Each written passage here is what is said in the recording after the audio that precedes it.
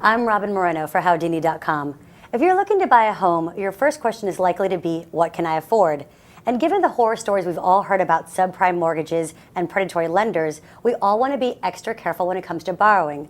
Joining me to answer key questions for home buyers is Jerry Willis, who is CNN's personal finance editor and author of Home Rich, Increasing the Value of the Biggest Investment of Your Life.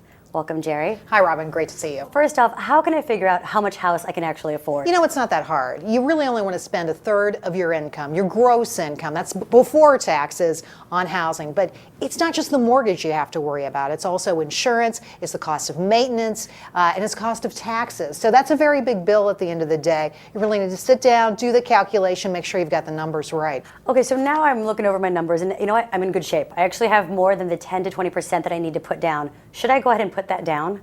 Well, congratulations, first of all, on having the dough, because that's no small thing. But yeah, you should probably put down 20%, because this is really going to give you skin in the game. This means you're going to be able to afford this house. Lenders will take you seriously. They will give you the best terms, provided you have a good credit score. So I think it makes sense to put down 20%, but not more. Why would I not put down more than 20% if I actually have it?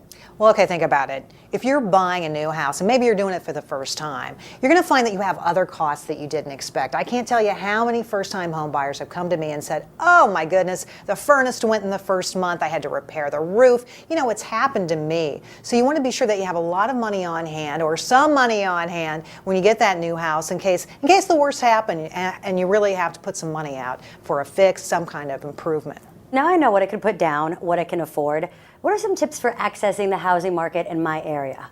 Well, it's pretty easy. You can really go online. That's the best way to get started, to figure out what is in your price range online, because all the major brokerage houses will have online websites, because most folks, particularly women, search on the web first. So now you'll get an idea of, you know, how far will my money go? What can I spend? What's affordable in the neighborhood I want to buy? We've all heard the mantra, location, location, location. So how do I figure out the best area that fits my price and my needs?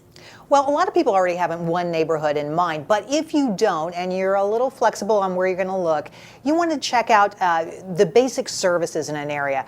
Are there malls nearby? Are there dry cleaners nearby? Is there a place to go grocery shopping? You want those things really close to your house, just so that it's an easy place to live. I know this sounds like really obvious, but some people get stuck in an area where there are no services, and it's really painful. Remember, at some point, you're going to sell this house, and the people who are buying it will want to be close to services as well.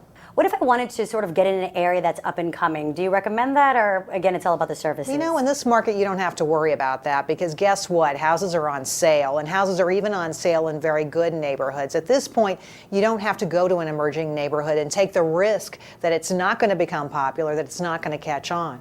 Okay, so this bad market is actually good for many people.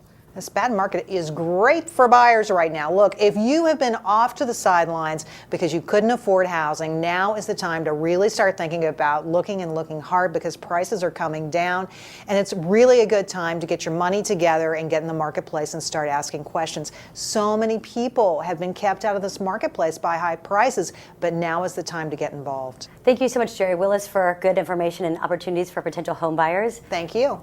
And this is Robin Moreno for Howdini.com.